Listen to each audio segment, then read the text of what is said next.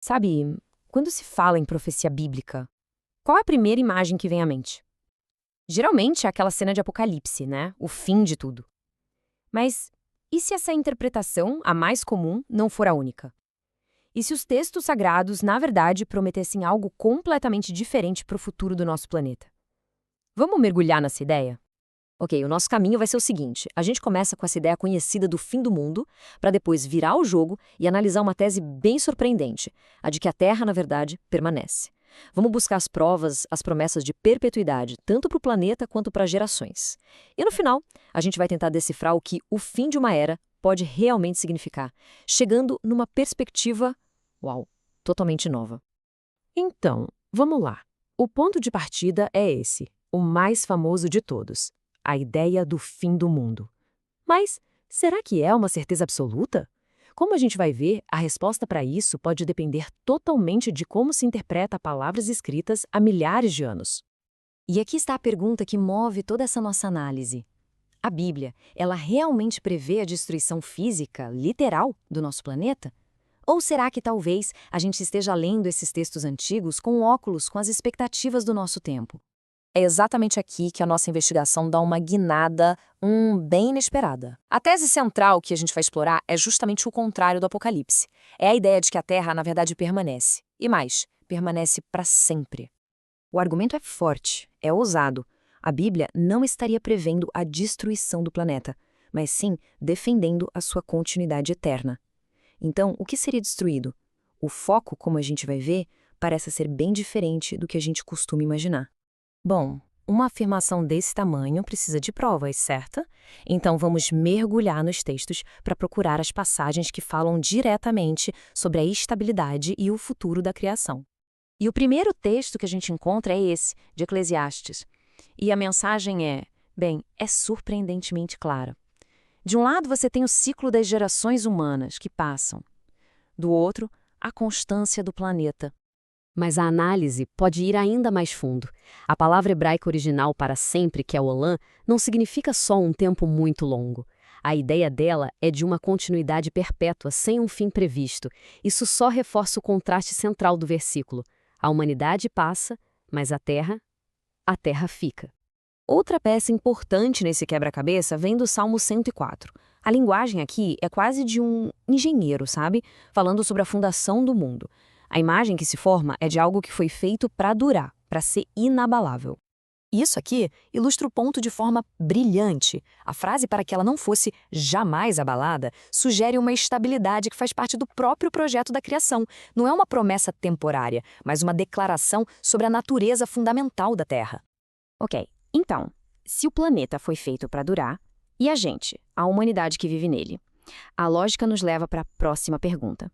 O que a Bíblia diz sobre a continuidade das nossas gerações? Olha, essa promessa em Isaías é muito poderosa. Ela não fala só de filhos, mas de netos, bisnetos, uma linhagem que se estende para sempre. É uma visão de continuidade humana sem interrupção. A lógica por trás disso é fascinante.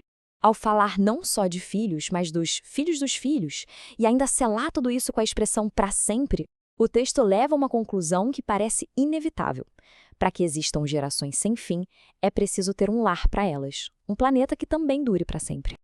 Agora vamos dar um pulo no Novo Testamento. Este versículo de Efésios é considerado um dos argumentos mais fortes para essa interpretação. A linguagem é explícita, é abrangente. Vamos seguir o raciocínio passo a passo como um detetive. Primeiro passo, a glória a Deus acontece na igreja. Segundo passo, isso se estende por todas as gerações.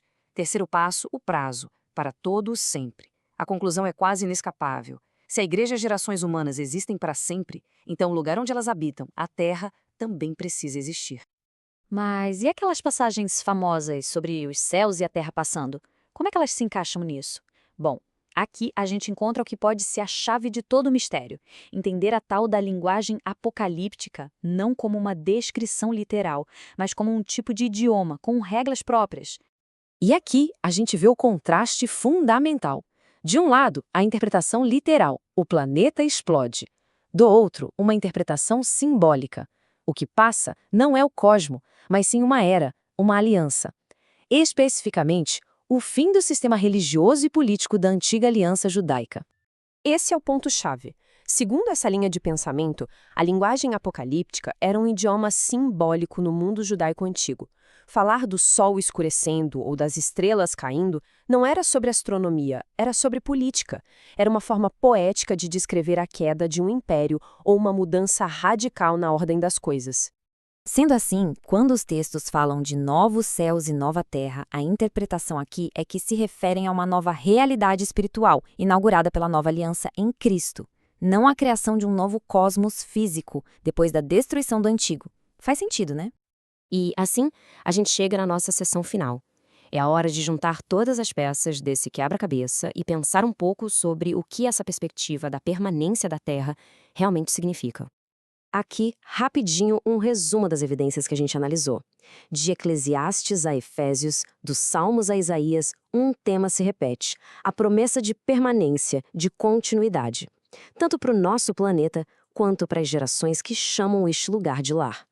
E essa citação final do Salmo 37 talvez seja a mais direta de todas. A promessa não é de habitar a terra até ela ser destruída. A promessa, textualmente, é de habitar a terra para sempre. E para terminar, fica aqui uma pergunta para reflexão. Se a narrativa principal não é sobre fugir de um planeta condenado, mas sim sobre uma habitação perpétua, como isso muda a forma como a gente enxerga o futuro? O legado que deixamos e a nossa responsabilidade com este mundo e com as gerações que ainda estão por vir?